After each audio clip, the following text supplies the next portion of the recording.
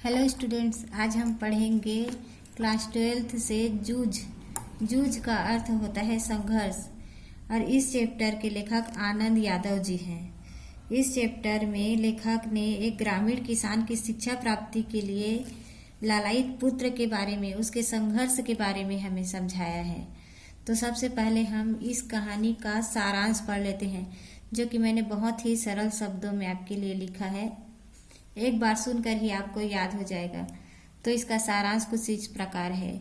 जूझ कहानी के लेखक आनंदा के पिता उसे चौथी कक्षा के बाद स्कूल भेजना बंद कर देते हैं, जिससे लेखक दुखी रहते हैं। लेखक के पिता खुद कोई काम नहीं करते और लेखक को छोटी उम्र में ही खेती के काम में लगा दिया जाता था। लेखक के पिता दिन भर घूमता और उसे स्कूल जाने से मना करता था।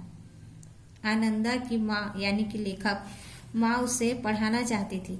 लेखक के पिता गुस्सैल स्वभाव के थे, इसलिए उनसे कहने से डरती थी। एक दिन लेखक की माँ धूप में कंडे थाप रही थी। कंडा तो आप लोग जानते ही होंगे, जो गोबर से बनाया जाता है, जो धूप में सुखाकर लकड़ी के साथ जलाया जाता है। तो वो कंडे थाप रही थी। तब लेखक ने अपनी माँ से पढ़ने की बात कही, तो माँ ने कहा कि वो तुम्हारे पिता से कहने से डरती है। अर्थात उनकी माँ तो चाहती थी कि वो उनका बेटा पढ़े, परंतु उनके पिता से कहने से वो डरती थी। आनंदा ने दत्ताजी राव सरकार से पढ़ाई के बारे में बात करने को कहा। आनंदा जो दत्ताजी थे वो कोई प्रतिष्ठित व्यक्ति थे, जिनकी बात आनंदा के पिता मानते थे। इसलिए उनकी माँ ने दत्ताजी से कहलवाया कि वो उन्हें पढ़ने दे। तो दत्ता ने उन्हें अपने घर बुलवाकर कहा कि आनंदा को स्कूल जाने दे। देसाई ने आनंदा को पाठशाला जाने का आदेश देकर दादा से भी उसे पाठशाला भेजने की हामी भरवाई। अर्थात जो दत्ता जी थे, उन्होंने उनके पिता और लेखक के पिता को मना लिया कि वो उन्हें स्कूल जाने दे। लेखक के पिता ने इस शर्त पर उसे स्कूल भेजा कि वो खेती का सारा काम करेगा। लेखक 5वीं कक्षा में जाकर बैठने लगा। कक्षा के 2 लड़कों के अलावा सभी अपरिचित थे। अन्य लड़के उसे परेशान करते थे, क्योंकि लेखक का स्कूल जाना छूट गया था, तो उनका कोई दोस्त नहीं था और जो भी स्कूल में जो बच्चे थे वो अपरिचित थे। इसलिए उन्हें लेखक को स्कूल में रहना भी पसंद नहीं आ रहा था। कक्षा में बसंत नाम का एक होशियार लड़का था।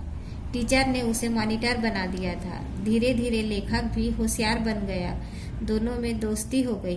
मराठी पढ़ने के लिए मास्टर ने सौदालगेकर थे, वे कविता लिखते थे। लेखक भी उनकी तरह कविताएं गाता। अब उसे लगा कि वह स्वयं भी कविताएं लिख सकता है। अब वह भैंस चराते वक्त भी कविताएं सोचता, मास्टर जी को सुनाता।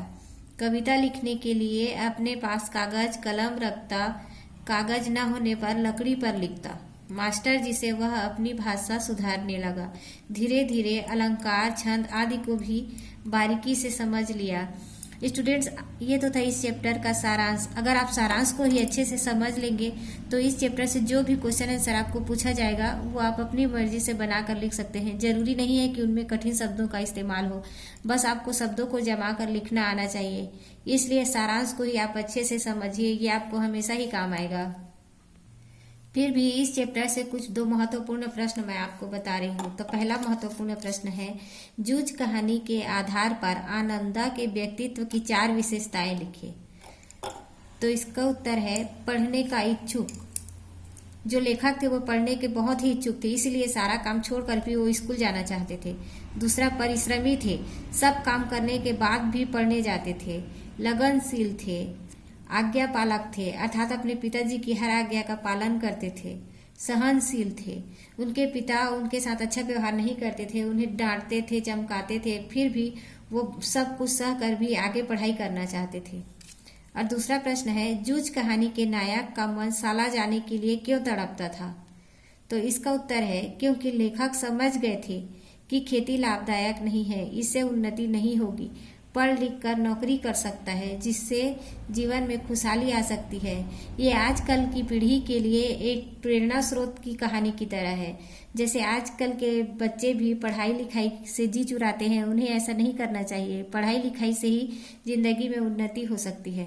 तो ये तो था कुछ बहुत ही महत्वपूर्ण प्रश्न। मुझे उम्मीद है आपको ये पाठ अच्छे से समझ में आ गया होगा। आगे भी आप इसी तरह से पाठ का सारांश पढ़ना चाहते हैं तो डिस्क्रिप्शन में लिंक दिया हुआ है, और भी चैप्टर्स के वीडियो है, आप वहां जाकर देख सकते हैं। और पसंद आए तो प्लीज़ लाइक और सब्सक्राइब कीजिएगा। Thank you.